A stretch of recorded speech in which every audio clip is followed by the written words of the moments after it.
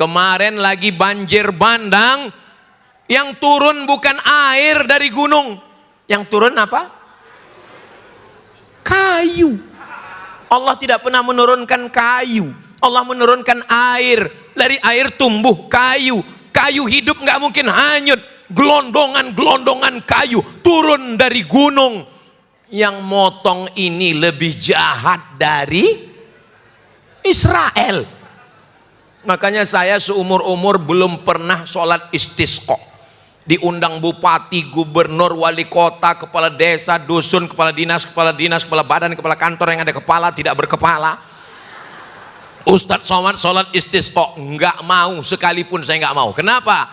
Karena kita berdoa minta hujan, ternyata yang bakar hutan ikut sholat istisqa. Kita hanya sebagai pelengkap sandiwara. Allah mau menunjukkan hujan, gunung bukit tidak lagi bisa menampung, menahan akar kayu, turun gelondongan-gelondongan, menabrak jembatan, menghancurkan rumah. Ya Allah, tolong saudara kami yang sedang teraniaya, yang sedang kena banjir, mudah-mudahan Allah menurunkan pertolongan. Kalau mereka meninggal, meninggalnya syahid insya Allah.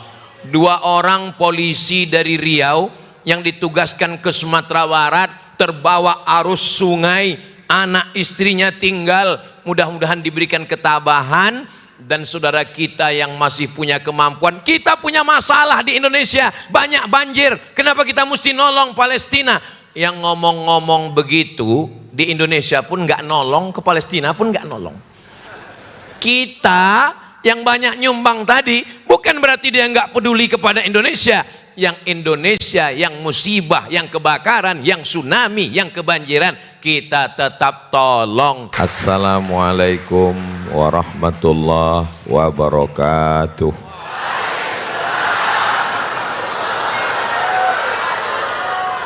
Memang cantik batu pualam, hadiah dari seorang teman. Dari bunyi sambutan salam, sepertinya jamaah belum sarapan. Apa kabar semua Bapak Ibu? Pripun kapare panjenenganipun? Alhamdulillahi rabbil alamin. Allahumma sholli ala sayyidina Muhammad wa ala alihi wa sahbihi wa barik wa sallim. Semoga kita mendapatkan syafaat Nabi Muhammad sallallahu alaihi wasallam. Amin ya rabbal. Pagi menjelang siang ini saya diposisikan dalam posisi yang Masya Allah tabarakallah. Di sebelah kanan saya Ustadz Syihab, di sebelah kiri saya Kiai Haji Muhammad Halim, di belakang saya Ustadz Abu Bakar Ba'asyir. Saya sebelum duduk tadi, saya mohon izin ke beliau, kalau Tuan pergi ke Mekah, berangkatnya dari Surabaya, saya siap salah, ini kursi diatur oleh panitia. Kami duduk bertiga, saya lihat Ustadz Syihab pakai jubah, Kiai Muhammad Halim pakai sarung. Ustadz Syihab topinya putih, Kiai Muhammad Halim topinya hitam, saya abang.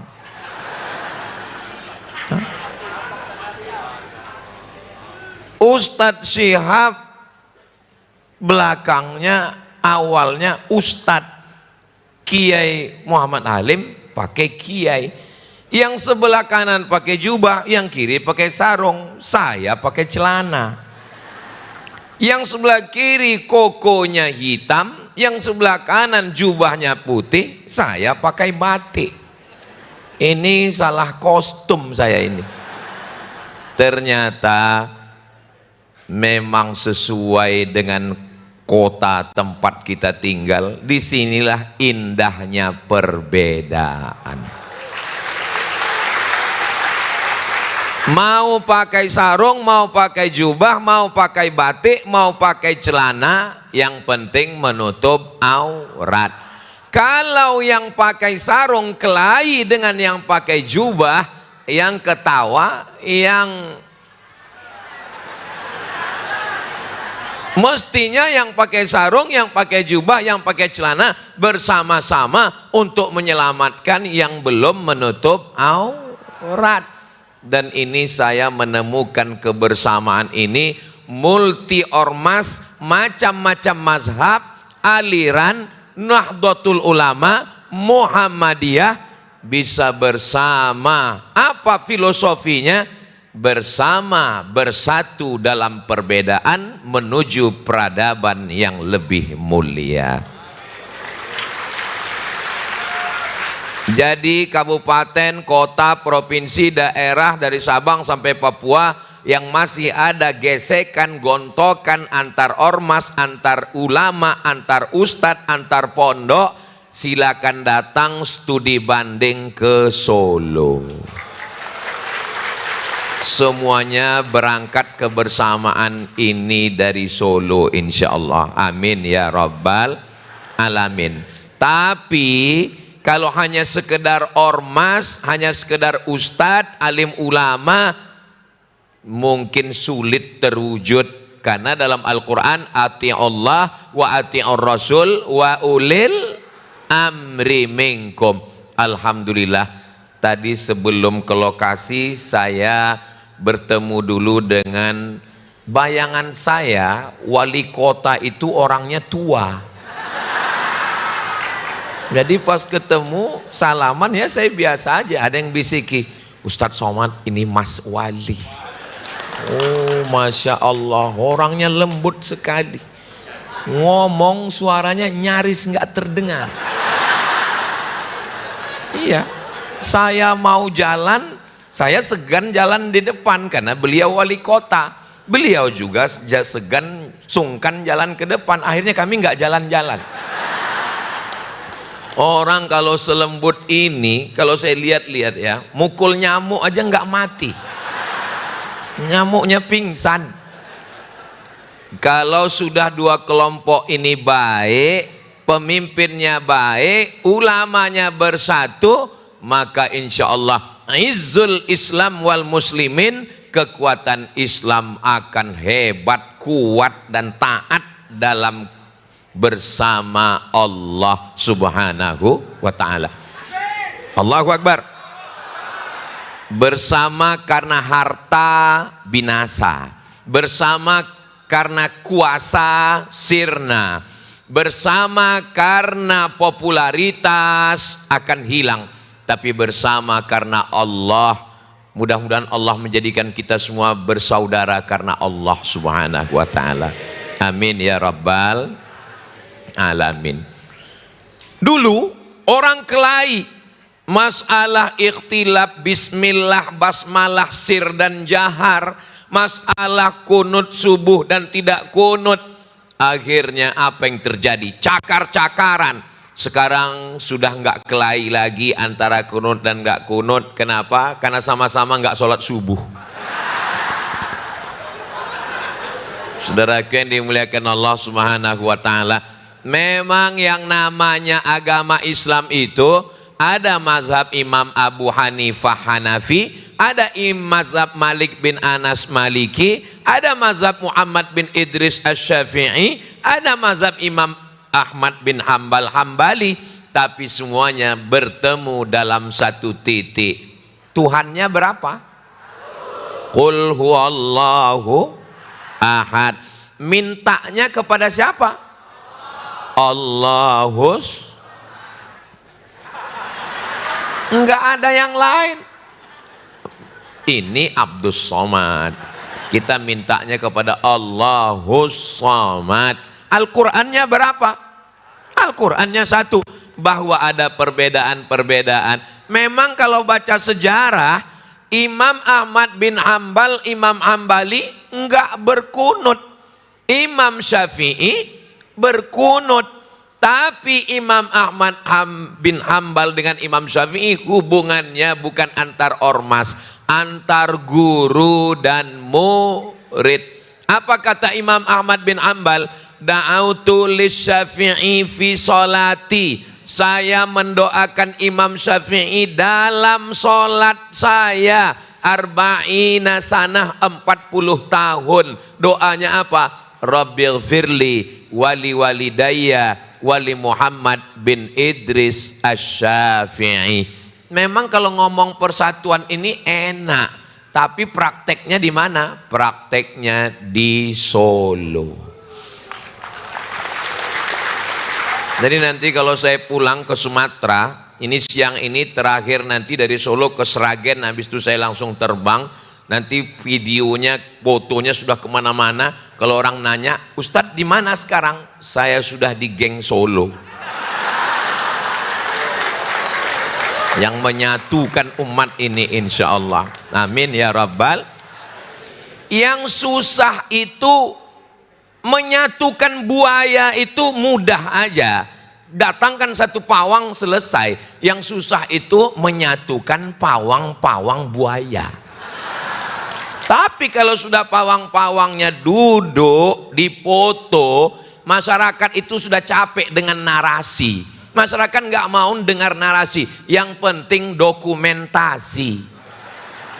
Asal sudah kita duduk bareng bersama, senyum, foto, buncis.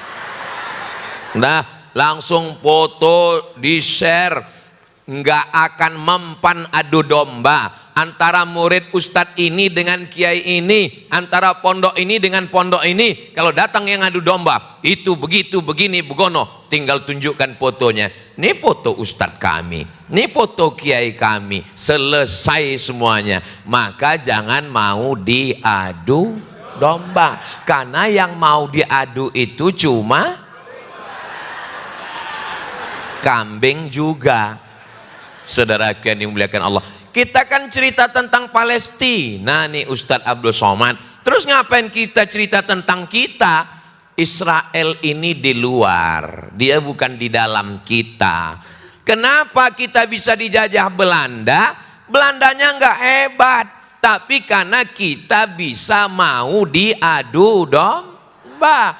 Makanya kitanya dulu dikuatkan. Kalau kitanya kuat, itu yang namanya kuman, bakteri, penyakit, dia tidak akan menyerang orang kalau orangnya sehat. Begitu juga dengan jin. Jin gak akan bisa mengganggu kita kalau mental akidahnya kuat. Makanya orang yang kerasukan itu kalau lagi galau, misalnya tanggal 30, itu kalau tanggal 1 jinnya nggak berani masuk. Kata jin, kita ganggu nggak? Jangan, iman lagi kuat. Saudara yang dimuliakan Allah, ini bulan tua atau bulan muda? Bulan tua. Bulan tua penggalangan dana untuk Palestina, ada yang nyumbang satu orang 200 juta. Jangan tepuk tangan dulu, tunggu masih panjang itu.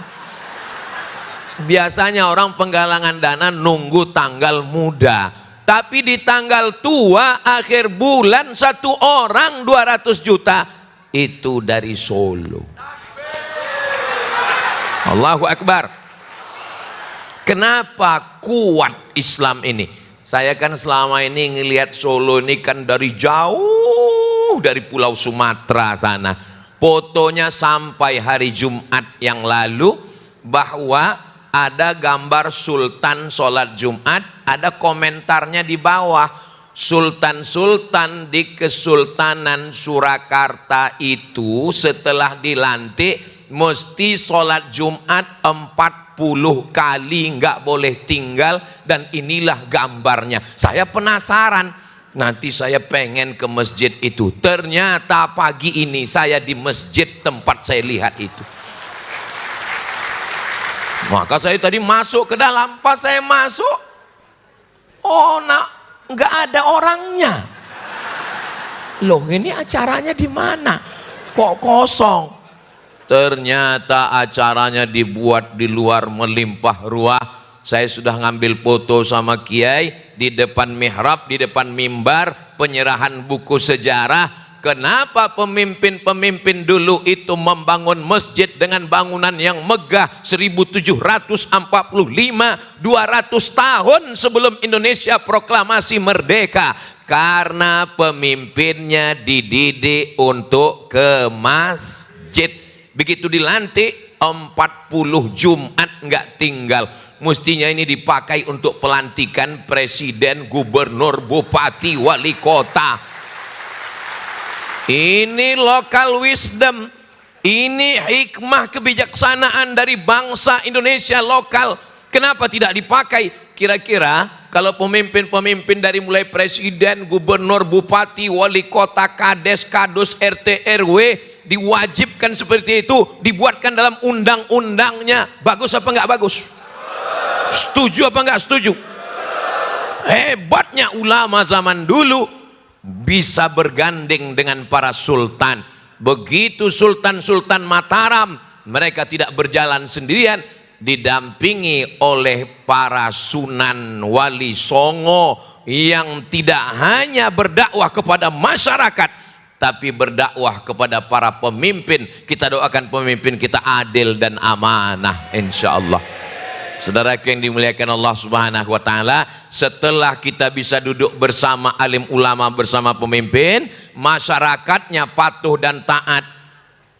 Ustadz yakin jamaah di Solo ini patuh dan taat. Lihat gambar di sana. Mereka duduk di atas lantai, nggak pakai karpet, nggak pakai atap, nggak pakai tenda, berpanas-panasan. Saudaraku, kalau memang suara saya sampai ke sana, angkat tangan sebelah kanan. Oh, sampai suara saya. Memang kelihatannya yang berdiri di sini Ustadz Abdul Somad, yang di atas karpet, yang ngomong pakai kipas, pakai lampu, Abdul Somad. Kalian yang duduk di bawah tidak pakai alas, tidak pakai lapak, tidak pakai atap, boleh jadi kalian lebih dulu masuk surga dari Abdul Somad. Diaminkan mereka. Memang susah ngomong sama orang jujur ini ya. Memang yang saya omongin itu betul atau enggak betul? Betul, tapi jangan kuat-kuat, amin ya. Jaga juga perasaan saya. Saudaraku yang dimuliakan Allah Subhanahu wa taala, sebenarnya masyarakat ini mudah ngaturnya kalau pemimpinnya adil dan ulamanya amanah. Betul? Inilah contoh, ini contoh. Kalau pemimpinnya adil, ulamanya amanah, duduk bersama, masyarakatnya tinggal manut, ikut, sami'na wa ata'na. Mohon maaf, boleh saya tanya? Jangan tersinggung ya. Ini yang hadir ini diwajibkan Mas Wali Kota? Enggak. Apa ada pembagian sertifikat tanah? Enggak ada. Ada pembagian sembako? Ini menunjukkan masyarakat patuh, taat, adem, ayem, manut, nurut. Yang penting pemimpinnya adil, ulamanya duduk bersama. Betul? Mudah-mudahan ini menjadi contoh buat kabupaten, kota, desa, dusun dimanapun berada. Tapi Ustaz Somad kan ngomongnya di Solo. Apakah mungkin berita ini sampai ke sana? Insya Allah. Karena ini akan di-share melalui sosial media dan di-upload di channel Ustadz Abdul Somad Official. Jangan lupa subscribe, like, share, and comment.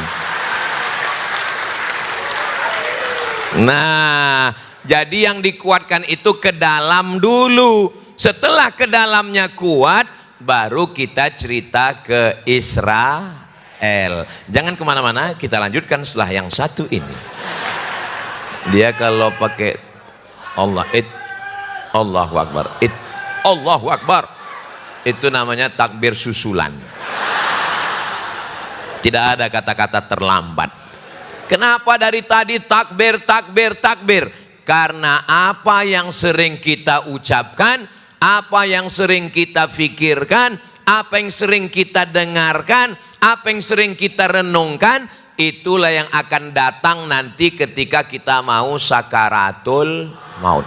Makanya orang kalau dia suka takbir, takbir, pas mau mati juga nanti Allah ilaha illallah. Makanya jangan salahkan orang takbir. Ibu juga begitu. Kalau ada yang ngajak ngomong aib, cerita orang, gosip, langsung Allahu Akbar. Begitu, siap. Nanti kalau suaminya ngeyel macam-macam. Mana kopi, kenapa lambat? Allahu Akbar. Bapak juga begitu. Kalau istrinya cerewet, oh, apa ini ngalor ngidul ngetan. Allahu Akbar. Siap? Sudah sama siap takbir ini semuanya. Ada negara namanya Israel. Israel ini sebetulnya artinya baik. Isra artinya hamba, El artinya Tuhan. Israel, Mikael, Jibrael, Israfel, itu bahasa Ibrani. El artinya Tuhan, Isra hamba, El Tuhan, Israel hamba Tuhan. Bagus nggak nama orang hamba Tuhan? Bagus. Nama yang paling bagus itu hamba Tuhan. Abdullah, Abdurrahman, Abdurrahim, Abdul Somad. Tapi jangan setelah ini lalu manggil saya, hai Israel. Tapi, tolong hati-hati. Yuharrifunal kalima amma wadhihi. Mereka membelokkan, mereka menyimpangkan, mereka menyesatkan. Israel itu siapa Pak Ustadz? Namanya Yakub alaihi salam. Nabi Yakub. Nabi Ibrahim punya anak namanya Ishak. Nabi Ishak punya anak namanya Yakub. Nabi Yakub punya anak namanya Yusuf. Nabi Yusuf punya saudara namanya Yahuza. Yahuza punya anak cucu Yahudi. Kita ulang. Nabi Ibrahim punya anak namanya Ishak. Nabi Ishak punya anak namanya Yakub. Yakub namanya dua, satu Yakub, satu lagi Israel. Nabi Yakub punya anak namanya Yusuf. Nabi Yusuf punya saudara namanya Yahuza. Tolong ingat baik-baik, ini keluar dalam UAS ujian akhir semester. Tapi ini nabi-nabi ini nggak salah, mereka ini betul. Lalu kemudian sejarahnya ini dibelokkan, disesatkan. Lalu mereka mengatakan bahwa Israel pernah bergulat. Tahu gulat? Bergulat. Israel bergulat. Makanya Israel itu mereka artikan maknanya al-musari' lillah. Israel orang yang bergulat dengan Tuhan. Israel, Tuhan bergulat. Tuhannya kalah. Tuhannya kalah. Karena Tuhan kalah, maka mesti ngasih hadiah. Lalu Tuhan datang ke Israel. Kata Tuhan, Israel, aku kalah ya. Terus aku ngasih hadiah. Maka Tuhan memberikan hadiah kepada Israel. Hadiahnya adalah tanah Palestina. Jelas? Kalau nggak jelas saya ulang sekali lagi. Kalau Tuhan pergi ke pekan, jangan lupa membawa kikir. Memang kalau belum sarapan susah berpikir. Israel bergulat dengan Tuhan, lalu Tuhannya kalah, dan Tuhan ngaku kalah. Karena saya kalah, saya ngasih hadiah sama kamu Israel. Hadiah yang diberikan adalah tanah. Sekarang paham kenapa mereka ngotot mau ngambil Palestina? Karena tanah itu adalah tanah pemberian Tuhan kepada nenek moyang mereka. Karena Tuhannya kalah. Maka mereka dengan bangga ngomong, jangan kelawan saya, Tuhan aja kalah, apalagi kalian. Tidak ada di dunia ini aliran agama yang paling sesat, paling gila daripada Israel. Kenapa? Di mana-mana orang yang namanya Tuhan itu kuat. Di Israel, Tuhannya aja kalah. Gila memang Israel ini. Ini Ustadz ngomong begini sumbernya dari mana? Judul bukunya Tarikh Ad-Diyanah Al-Yahudiyah. Yang bahasa Indonesia ada nggak Pak Ustadz? Sudah diterjemahkan, sampulnya warna hitam. Judulnya Sejarah Agama Yahudi. Saya nggak percaya tuh kalau buku terjemah, percaya karena nama penterjemahnya Abdul Somad. Ujung-ujungnya jual buku. Saya nggak jual buku karena buku ini dulu waktu saya tulis, saya terjemahkan, sudah saya jual habis ke penerbit. Habis itu penerbitnya cetak ulang beribu-ribu, ratus ribu eksemplar, jual, saya nggak dapat apa-apa.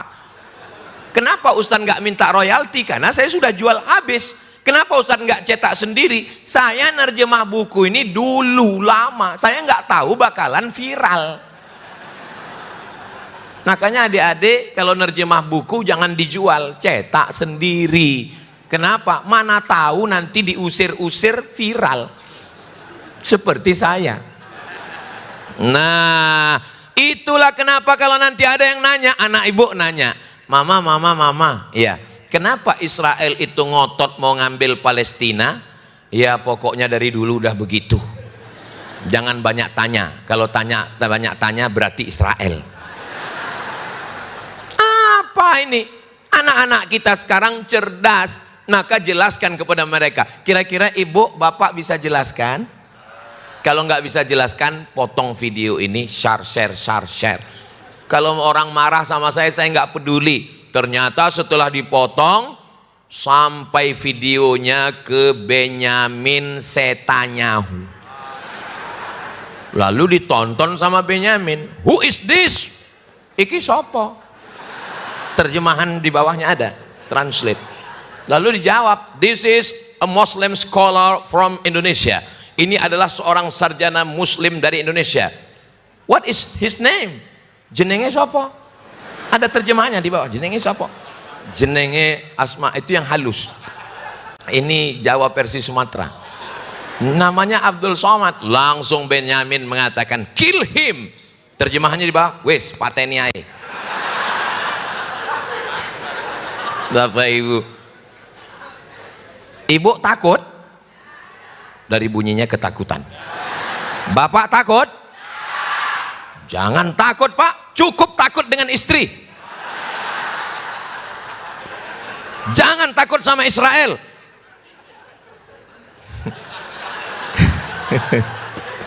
Bapak berani sama istri? Dari suaranya memang. Suami yang takut sama istri, kalian nanti kalau mati nggak kena azab kubur. Karena waktu mau diazab, ini nggak usah diazab lagi karena sudah terlalu azab di dunia.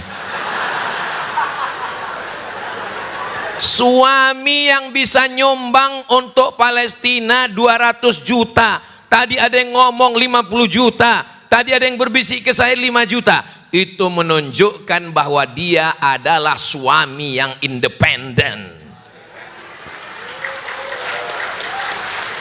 Nggak mungkin dia berani nyumbang kalau istrinya nggak setuju. Betul. Mereka yang pergi pagi pulang petang peras keringat banting tulang cari rezeki, tapi yang megang uangnya tuh ngaku semua. Kalau ada istri yang nanya suami, kamu lagi di mana? Pulang jam berapa? Jalan sama siapa? Slip gaji mana? Kunci motor mana? Berbahagialah Pak, karena kalian dikawal oleh security syariah. Kalau kalian punya istri solihah seperti ini, orangnya baik, taat sama Allah, beribadah, mereka cuman ingin sayang supaya kalian tidak dilarikan pelakor. Betul Bu? Supaya kalian tidak terekam CCTV. Betul Bu? Hari ini saya menjadi juru bicara security syariah. Tapi jangan salahkan kalau sekali-sekali saya juga menjadi juru bicara laki-laki yang teraniaya. Saudara yang dimuliakan Allah Subhanahu wa taala. Lalu kemudian dulu tanah ini diambil oleh tetangga sebelah. Mengambil. Israel terusir. Datang seorang laki-laki dari suku Kurdi. Suku apa? Kurdi. Namanya Salahuddin Al-Ayyubi. Bukan Arab. Salahuddin Al-Ayyubi membebaskan panglima besar tentara Inggris, namanya Richard the Lion Heart. Lion Heart. Lion itu apa ya lion? Pesawat. Lion itu singa. Di Sumatera yang namanya lion itu jadi raja, si singa Mangaraja. Di bumi Melayu singa itu jadi raja, namanya Narasinga. Lalu kemudian di Inggris namanya Richard the Lionheart yang ingin menghancurkan dalam perang salib. Apa yang terjadi? Richard the Lionheart demam.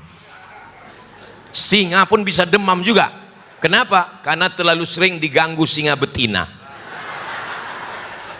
Akhirnya ketika dia sedang di kemah, sedang demam, tiba-tiba masuk ke dalam kemahnya seorang laki-laki berjubah bertutup kepalanya dan langsung membangunkannya tidur. Bangun engkau wahai, wake up, wake up. Ternyata kalau habis makan soto Solo ini lancar bahasa Inggris. Wake up. Akhirnya Richard the Lionheart jaga bangun dari tidurnya dan dia bertanya, who are you? Kamu siapa? Ana Salahuddin Al-Ayyubi. Salahuddin Al-Ayyubi bisa masuk menerobos pasukan tentara dan masuk ke dalam kemah Richard the Lionheart. Kata Salahuddin, kalau aku mau, aku bisa mencabut pedang dan membunuhmu Richard. Tapi aku datang bukan sebagai tentara, bukan panglima perang. Aku datang sebagai seorang muslim membawakan obat demam. Disitulah dia tertawan. Ini kisahnya bisa dilihat di mana Pak Ustadz? Tonton filmnya. Saudaraku yang dimuliakan Allah Subhanahu wa taala, akhirnya umat Islam menang menguasai Palestina. Ketika umat Islam menguasai Palestina, gereja tegak berdiri, saudara kita Kristen Ortodok tetap ada, sinagog Yahudi ada, siapapun tetap bisa bertetangga, berkawan dan bersahabat. Apakah Islam mengajarkan membunuh orang tidak Islam? Apakah orang Islam bisa satu kantor dengan non muslim? Apakah orang Islam boleh satu sekolah dengan orang yang tidak beragama Islam? Islam mengajarkan wala ana abidum ma'abattum wala antum abiduna ma'abud lakum dinukum. Begitulah kalau umat Islam yang memegang Palestina. Tapi begitu mereka yang berkuasa, apa yang mereka lakukan? Gereja mereka hantam, masjid mereka ratakan. Sampai ada seorang pendeta berkata, apa kata pendeta? Videonya ada, saya simpan. Kata pendeta, dulu kami memberikan kunci Palestina kepada Umar bin Khattab, hidup kami damai. Tapi sekarang kunci itu diambil. Kemana kalian wahai pemimpin Islam? Saya ketika membaca itu, betul juga. Dulu kunci Palestina itu diserahkan kepada Umar bin Khattab. Apa kata pemimpin yang memegang kunci Palestina? Saya hanya mau menyerahkan kunci Palestina kepada Umar bin Khattab. Dia nyuruh Umar bin Khattab datang dari Madinah ke Palestina. Umar bin Khattab dia bayangkan akan datang dengan baju kebesaran. Karena memang dulu raja-raja itu pakai baju kebesaran, ukurannya XL. Dia bayangkan ini akan datang dengan kereta kencana, dengan pengawal yang hebat. Ternyata Umar bin Khattab datang berdua dengan hamba sahaya. Cuman berdua.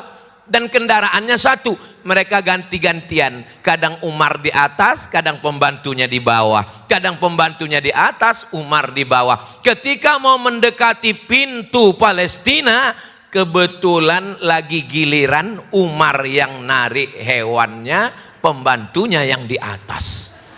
Yang megang kunci Palestina nanya, Umar bin Khattab yang mana?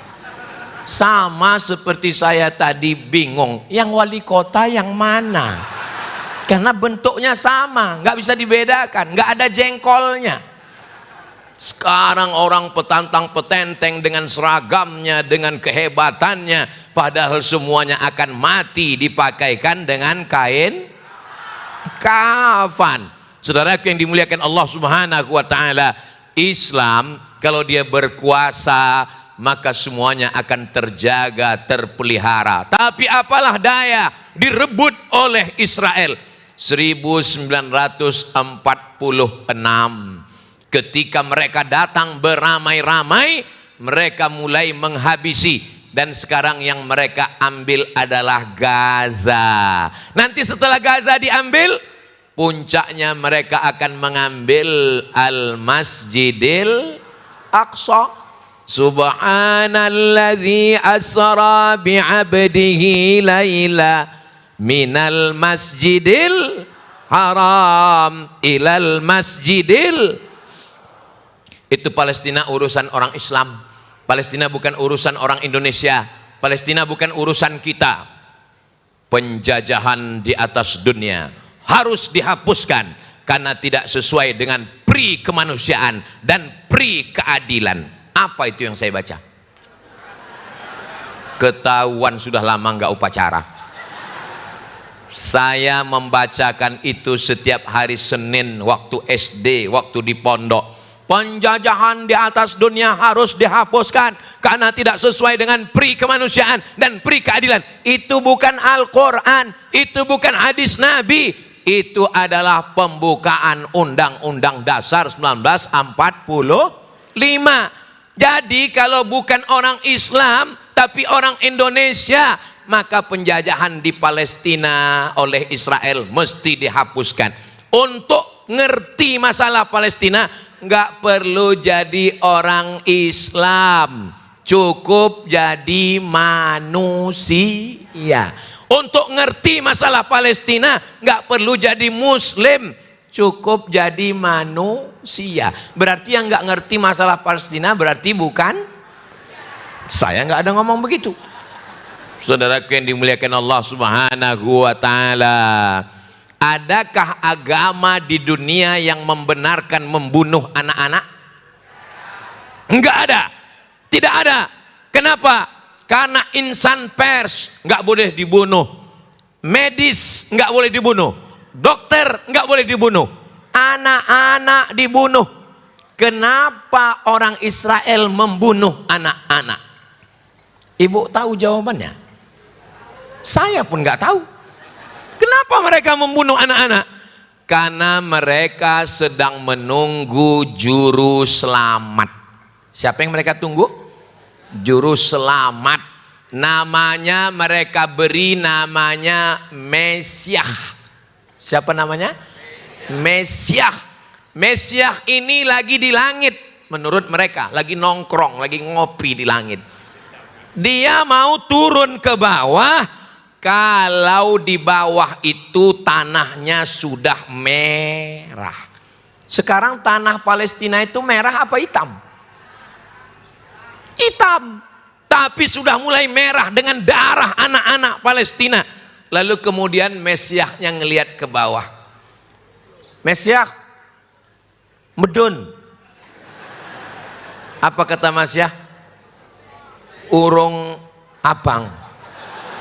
Kata Mesiah. Iya itulah.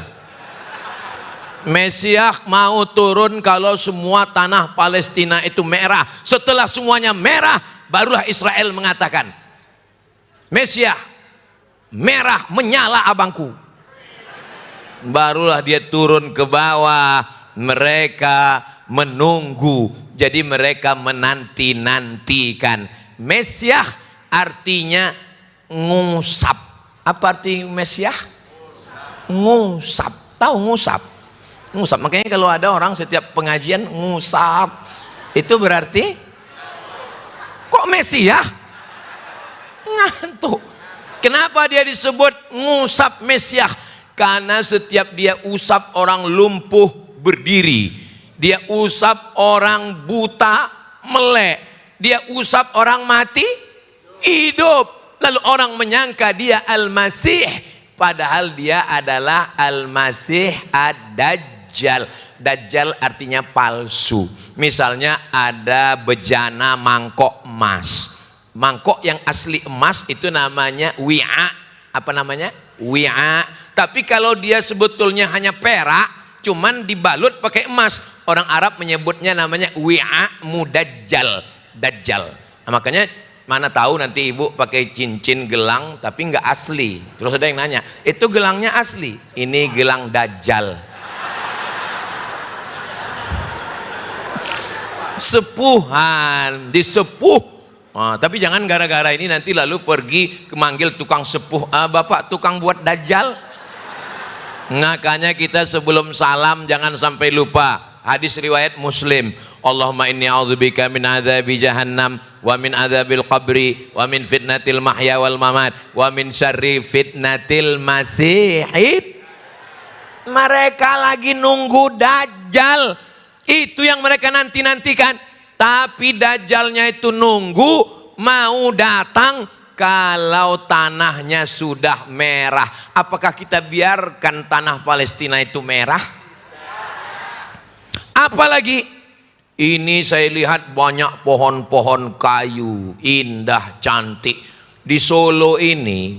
Memang semua dijaga, bangunannya terpelihara, terjaga, lampunya cantik dan indah, tanaman pohonnya dijaga. Pohon aja mereka jaga, apalagi kamu.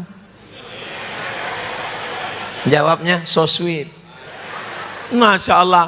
Dan orang Israel juga menanam tanaman. Mereka tanam, nama pohonnya disebutkan Nabi Muhammad sallallahu alaihi wasallam. Nama pohonnya adalah Syajaratul Gharqad. Apa namanya? Gharqad. Ingat Gharqad. Gharqad mereka tanam. Ustadz Somad sudah pernah ngelihat Gharqad? Sudah saya lihat dari jauh. Waktu saya dari Kairo naik mobil ke Rafah. Rafah ini kotanya dipotong dua. Setengah diambil Israel, setengah diambil Mesir. Di tengahnya ada pagar yang dikasih volse tegangan listrik tinggi. Siapa yang nyentrum,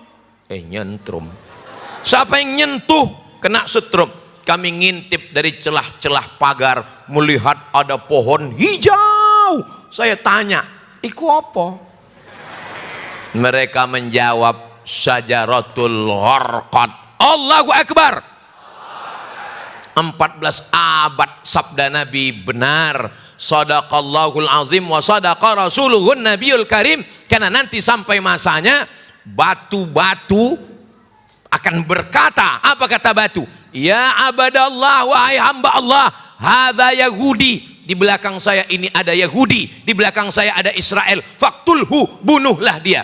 Batu pun tidak mau membela Israel. Batu akan bersama kita. Pohon kayu berkata, hadza Yahudi khalfi, ini ada Yahudi di belakang saya. Faktulhu, bunuhlah dia. Tapi ada satu pohon yang membela Israel, kata Nabi. Pohon itu adalah pohon Gharqad. Mereka yakin dengan itu. Mereka tanam hijau Gharqad. Anehnya, orang Yahudi menanam tanaman. Kemarin lagi banjir bandang, yang turun bukan air dari gunung, yang turun apa? Kayu. Allah tidak pernah menurunkan kayu, Allah menurunkan air. Dari air tumbuh kayu. Kayu hidup nggak mungkin hanyut. Gelondongan kayu turun dari gunung. Yang motong ini lebih jahat dari Israel. Makanya saya seumur-umur belum pernah sholat istisqa. Diundang bupati, gubernur, wali kota, kepala desa, dusun, kepala dinas, kepala badan, kepala kantor yang ada kepala, tidak berkepala. Ustadz Somad sholat istisqa, nggak mau, sekalipun saya nggak mau. Kenapa? Karena kita berdoa minta hujan, ternyata yang bakar hutan ikut sholat istisqa. Kita hanya sebagai pelengkap sandiwara. Allah mau menunjukkan hujan, gunung bukit tidak lagi bisa menampung, menahan akar kayu, turun gelondongan-gelondongan, menabrak jembatan, menghancurkan rumah. Ya Allah, tolong saudara kami yang sedang teraniaya, yang sedang kena banjir, mudah-mudahan Allah menurunkan pertolongan. Kalau mereka meninggal, meninggalnya syahid insya Allah. 2 orang polisi dari Riau yang ditugaskan ke Sumatera Barat, terbawa arus sungai, anak istrinya tinggal, mudah-mudahan diberikan ketabahan. Dan saudara kita yang masih punya kemampuan, kita punya masalah di Indonesia, banyak banjir, kenapa kita mesti nolong Palestina? Yang ngomong-ngomong begitu di Indonesia pun nggak nolong, ke Palestina pun nggak nolong. Kita yang banyak nyumbang tadi bukan berarti dia nggak peduli kepada Indonesia. Yang Indonesia, yang musibah, yang kebakaran, yang tsunami, yang kebanjiran, kita tetap tolong. Tapi Palestina jangan kita tinggalkan. Saudaraku yang dimuliakan Allah Subhanahu wa Ta'ala, apalagi yang mau ditunggu? Mesias itu mau turun. Sengaja ditampilkan di TV ini ibu-ibu yang kepanasan. Kalau di tempat lain saya ceramah, itu dibawakan kertas, Ustadz waktu sudah habis. Kalau di tempat lain saya ceramah, ini di layar ini dibuat waktu, kurang 2 menit. Tapi orang Solo ini memang perasaannya lembut. Dia nggak mau kasar begitu, cukup ditampilkannya aja gambar orang kepanasan. Itu artinya sudahilah penderitaan ini Pak Ustadz. Paham, saya paham. Yang terakhir, apa yang mereka tunggu? Mereka mau Masjidil Aqsa ini digali terowongan keliling, sudah berlobang-lobang, nanti sampainya Masjidil Aqsa akan jatuh ke bawah, ambruk, dan disitulah mereka akan mendirikan Temple of King Solomon. Tulis di Google, Temple of King Solomon, harus lengkap, jangan cuma temple nanti keluar tempel ban. Temple of King Solomon, tulisannya Temple of King Solomon. Artinya apa? Mereka mau membangun istana Sulaiman. Sulaiman bagus, Nabi Sulaiman nggak salah. Mereka yang membelokkan sejarah Sulaiman. Ada yang penulis Indonesia mengatakan raja paling hebat itu Nabi Sulaiman, yang kekuasaannya katanya sampai ke Yogyakarta. Sulaiman.